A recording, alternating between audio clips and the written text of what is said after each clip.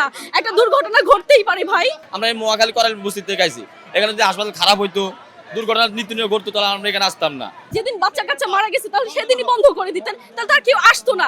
এখন আমরা এসে পড়ছি, এখন আমাদের বাচ্চাদের জানাই রিস্ক। মা শিশুর জন্য বেটার, আর এখানে 2 লাখ যদি খরচ যায়, অন্য হসপিটাল গেলে আপনি 10 লাখ টাকা খরচ যাবে। আমার ওয়াইফের 4 নম্বর সিজার, আমি আজকে 4 দিন এখানে পরীক্ষা নিরীক্ষা সব দিক করতেছি, আজকে আমার সিজারের ডেট। এখন আমি যদি মনে করেন এখান থেকে বাইরে যাই, তাহলে আমি কই চিকিৎসা করাবো? হাসপাতাল বন্ধ করা যাবে না, ভর্তি বন্ধ করে দেখ। যে লোকগুলা হাসপাতালে ছিল ওই লোকগুলা যেন ট্রিটমেন্ট করে বাইর করে দেয়, ভর্তি যেন না হয়। আর মানে ওনারা নতুন করে যেন আর ভর্তি না করে। আমি রামগঞ্জ নোয়াখালী থেকে লক্ষ্মীপুর থেকে আজকের দিনে 10:30 বাজে আমার বউ সিজার করছে, সিজার করার বাচ্চা হয়েছে। এই বাচ্চার পর 12টার থেকে যে 2 জায়গা শুরু হয়েছে, তারও মন মতো চিকিৎসা করতে পারতেছে না। আমার বউ আর বাচ্চা না, এখন আলহামদুলিল্লাহ ভালো আছে, আমার বউ আর বাচ্চা দুজনে ভালো আছে। আমরা এই মোয়াখালী করাল বস্তি থেকে আইছি, এখানে যদি হাসপাতাল খারাপ হইতো, দুর্ঘটনা নিত্যনীয় ঘটতো, তাহলে আমরা এখানে আসতাম না। ঠিক আছে, কম টাকার ভিতরে আইসি থেকে আমরা দেখতে আসতে পারতেছি। ঠিক আছে, আমরা অন্য আমাদের পাশে কিন্তু আরেক হাসপাতাল আছে, যাই না কেন, এখানে যদি আমি 20,000 টাকা দিয়ে পাই, ওই জায়গায় 60 থেকে 70,000 টাকা লাগবে।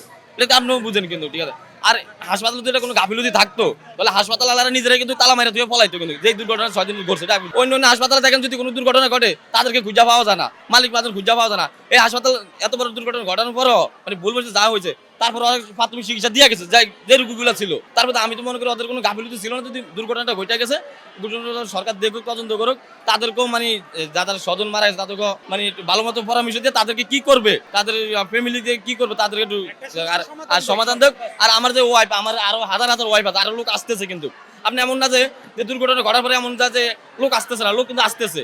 এমন না যে লোক অন্য জায়গায় যাইতেছে, এমন না। কিন্তু আর বিচার দরকার, বিচার করুক কিভাবে কি হবে। এটা আরো 600 মানুষ কি মারবে, 600 শিশুর মারবে, ওটা কোনো সংবিধানে নাই। ওটা বিচার হোক, শেষ।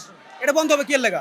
আপনার এই যে আপু গেছে আপনার 6টা হসপিটালে যাওয়ার পর কেন ভর্তি না, আর দিনে ভর্তি নিচ্ছে। মা শিশুর জন্য বেটার, আর এখানে 2 লাখ যদি খরচ যায়, অন্য হসপিটাল গেলে আপনি 10 লাখ টাকা খরচ যাবে। এটা আপনি খোঁজ নিয়ে দেখেন। যেদিন বাচ্চা কাচ্চা মারা গেছে তাহলে সেদিনই বন্ধ করে দিতেন, তাহলে তার কেউ আসতো না।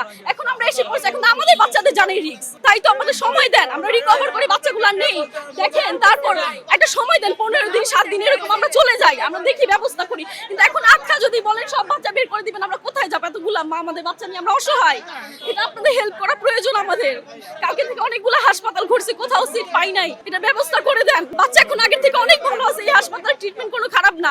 একটা দুর্ঘটনা ঘটতেই পারে ভাই, তাই বলে এরকম আমাদের সাথে এই যে এতগুলা মার বাচ্চার বুক খালি করবেন সেই সবাই বাচ্চার জন্য। হ্যাঁ, ইনস্ট্যান্ট চলে যেতে বলতেছে। এখন আমার অক্সিজেন আলা বাচ্চা, এটা নিয়ে আমি কই যাব বলেন?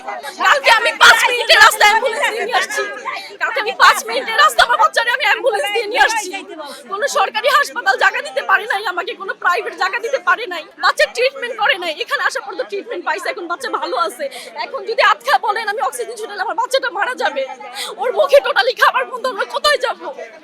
আমার বাচ্চা কালকে সকালে ভর্তি হয়েছে, কিন্তু এর আগে 13 দিন ভর্তি ছিল এখানে। কালকে রাত হঠাৎ শ্বাসকষ্ট একদম নীলা হয়ে গেছিল। 5টা হাসপাতাল গেছি, কোথাও ট্রিটমেন্ট দিতে পারি নাই। সকাল 6টার দিকে এখানে আসার পর এখন বাচ্চা অনেকটা আগে থেকে ভালো আছে না। ডক্টররা বলছে, এখন শুনতেছি হঠাৎ আমি বাচ্চা টেস্ট করতে গেছিলাম, আসার পর শুনতেছি দেখি আপনারা সিট টিট খালি করে অন্য হাসপাতালে দেখেন, ট্রাই করেন। আমি তো কালকে অলরেডি 5টা হাসপাতাল ঘুরে ফেলছি, কোথাও সিট পাই না। এখন কোথায় যাবো আমি আমার বাচ্চা নিয়ে? এখান থেকে নিয়ে যাওয়ার মনেই রিস্ক, রাস্তা যেতে যেতে দুর্ঘটনা হতে পারে।